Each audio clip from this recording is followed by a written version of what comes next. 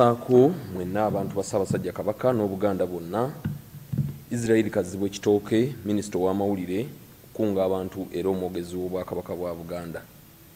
Sooka okubategeeza nti Ssaabasajja Kabaka gyali atudde Ntende ku Namulondo y'abajjajjaabe alamula Obuganda.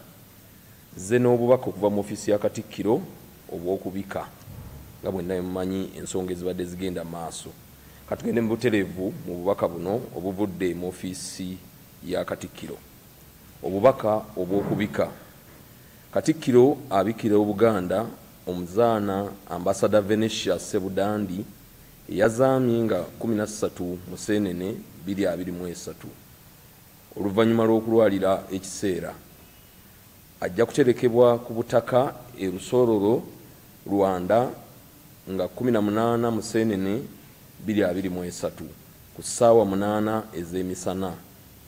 Obuganda bugenda kwetaba mu nteekateeka ez'okuziika zonna.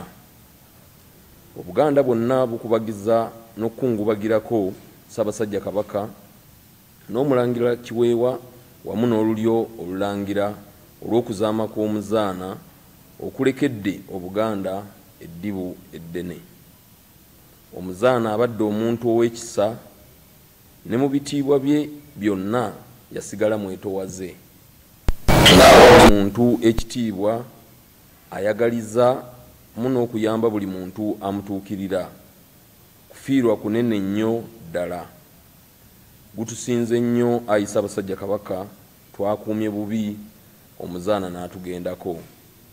Era nga birangiddwa Robert Waggwa Nsibirwa, omumyuka ow'okubiri owa Katikkiro era omuwanika w'Obwakabaka.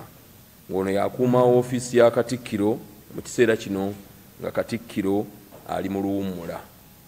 Ono bwebwo obubaka obuvudde embuga obw'okubika. Ssaabasajja Kabaka awanga.